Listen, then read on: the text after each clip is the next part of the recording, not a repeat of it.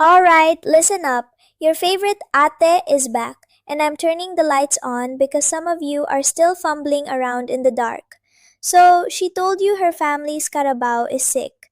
Let me guess. Or was it the grandmother's roof? A tuition fee due tomorrow? Sus Mariosep. Let's be clear. Dating in the Philippines is not a romance, it's a market. A high stakes poker game where you're the tourist with a fresh buy in and everyone at the table knows the deck is marked. They can smell your money through the screen. You're not a teenager, you're a man. You've been through a war back home, a divorce, a career that ate your youth, a quiet house that's too damn big. You came here for warmth, for that famous Filipina smile, a soft touch. You have some savings and a clock that's ticking faster every year. You think you're here for a connection, an escape from the cold. But what you don't understand is that your loneliness is a commodity here, and you are bidding against yourself in an auction you didn't even know you entered. So pay attention. I need you to burn this into your brain. Every sob story, every late night emergency, every single peso you send is a bet. And in this game, your chips aren't just money. They are your time, your emotional stability, your self respect. When you lose a hand here, you don't just walk away from the table. The loss sticks to you. It's the humiliating burn of knowing you were played and you smiled while they took everything. You have been warned. The cost of a mistake here isn't just a number in your bank account. You're sitting there, staring at your phone, feeling that hero complex bubble up in your chest. She's so beautiful, so sweet. How can you say no? You think you're looking at a pair of queens, but you're blind to the full house she's holding. You are playing checkers while her whole family is playing chess with your bank account. Sending money for a problem you can't see is just folding your hand before the cards are even dealt. It's telling the dealer you're a fool who's easy to bluff. This is not about being a bitter, jaded asshole. This is about survival. I'm not here to give you platitudes or tell you to just be yourself. Being yourself is what got you into this mess. Your heart is a liability in this territory. I am here to hand you the playbook, a war manual, a numbered list of rules you must live by if you want to walk out of this jungle with your wallet and your soul intact. This is how you stop being the hunted and start seeing the traps before you step in them. So you have to make a choice right now. Forget the fantasy you were sold. Forget the rom-com playing in your head. Look at the cold, hard reality of the game you are in. The next move is yours, and it will determine if you are a player or just the prize. Ask yourself and be brutally honest because everything depends on it. Are you here for love, for sex, or for survival? So, you decided you want to survive. Smart move. Now, let's look at the battlefield map. You are not on some romantic vacation, you are dropped into a hot landing zone. The objective is connection, but the terrain is crawling with hostiles. Every other lonely foreigner with a halfway decent pension plan is on this map, all vying for the same prize, all thinking they're the main character. You're not in a duet, Kuya. You are in a battle royale, and her inbox is the arena. You are all just gladiators. And that brings us to the first rookie mistake, the generosity contest. You think you need to outspend the next guy to get her attention. You see she has options, so you decide to be the most supportive. That 10,000 bouncers you sent for her sick dog? Ay nako, that didn't make you special. It just painted a bigger target on your back for her and her friends. It broadcasts that you are the guy who buys affection because you don't think you're enough on your own. You're not her hero, you're just her leading sponsor. This leads directly to the second mistake, and it's a big one, paying for problems you can't see. You are sitting in your comfortable chair 10,000 miles away, trying to fund the repair of a roof in a province you couldn't point to on a map. You send the money, feeling that hero glow. Then what? A week later, another emergency comes up. Did you ever see a photo of the damage? A receipt for the materials? Of course not. You're not solving problems, you are subscribing to them, and the monthly fee keeps going up. Then we have my personal favorite, mistake number 3, the blind faith crisis payment. Her nephew was in a motorcycle accident and needs cash for the hospital now. The urgency is a performance, and you are the audience. You feel the pressure, that manufactured panic, and you pay up just to make the feeling go away. You never ask for the hospital name, a doctor's note, a bill with a letterhead. You just funded a story. You've become an emotional support ATM, dispensing cash to soothe your own anxiety, not to fix a real crisis. These are the ambushes in the foothills, the easy traps for the new arrivals. You lose a few hundred, maybe a couple of $1,000. It stings, you feel like a fool, but you tell yourself it's a cheap lesson. But don't you dare get comfortable. This is just the easy level, the tutorial mode for suckers. The next mistake? That's the one that doesn't just empty your wallet. It's the one that ruins your name and destroys your reputation here for good. And you'll never see it coming. And that leads us to mistake number 4, the one that's more dangerous than all the others combined. Paying to prove your value. This isn't about a sick Carabao anymore. This is about you. It's that gnawing emptiness in your chest that makes you crave her validation like a drug. She feels it. She tests it. She might mention another guy, a friend from back home, a vague admirer. Suddenly, it's a competition. Your wallet becomes your weapon to prove you are the better choice, the more committed man. It's a trap, Gago. She'll say something like, "Oh, my friend was going to help me, but..." And then she lets the sentence hang in the air. That's bait. It's a manufactured jealousy play designed to make you panic and overreact. Your ego screams, "I'll show him!" You wire the money not to fix her problem, but to soothe your own insecurity. You're not buying a solution, you are paying a jealousy tax. You're telling her that her attention is for sale, and you are willing to outbid anyone, confirming that your love is something you have to purchase. This is where you decide if you're the captain or the taxi. A taxi waits to be hailed, goes wherever it's told, and gets paid at the end of the trip. The captain has a map, a destination, and a non-negotiable set of rules for his ship. You must have a policy, a financial boundary you decide on before the storm hits. You state it calmly during a time of peace. I don't send money, but I will always help you make a plan. You set the course, or she will drive you off a cliff. When you act like a taxi, you're not just giving her a ride, you're telling her you have no direction of your own. You're easy, a quick solution, disposable. Every time you reactively pay to soothe a manufactured drama, you give away a piece of your power. You teach her that all she needs to do to get what she wants is to push your emotional buttons.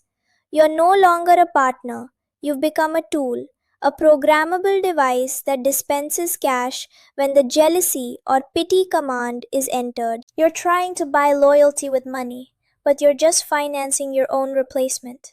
She doesn't respect the taxi, she respects the captain who owns the entire fleet. You think you're paying for a relationship, for her affection, but you're only funding an endless audition. And you'll keep losing until you understand this one critical secret. The entire game changes the moment you stop negotiating with hope and start demanding proof of investment. It's not about what you can give her, but what you are willing to make her give you. Enough with the horror stories. I'm not here just to point out where the landmines are. I'm here to give you the map and the metal detector. The time for feeling your way through the dark is over. From now on, you operate with a protocol, a checklist. We are turning this emotional mess into a clear, binary, go-no-go decision. This is not a relationship counseling session anymore. This is flight school, and I am your instructor. You don't get to take off until my checklist is complete. I call this the runway framework. Listen carefully. A runway is for takeoff. It has one purpose to get a plane into the air so it can fly on its own. An airport, on the other hand, is a place for parking. It's where planes sit and wait, needing constant maintenance, refueling, and management, all at the owner's expense. Your support must be a runway for her to achieve her own liftoff, not an airport where her entire family parks their problems. Are you building runways or running a charity airport? So here's your pre flight check. Step 1 is the reality filter. When a request comes in, you ask one question: can this problem produce a paper trail? A hospital bill with a letterhead? A repair quote from a registered business? A school invoice with a contact number? No photo of a handwritten IOU from a cousin.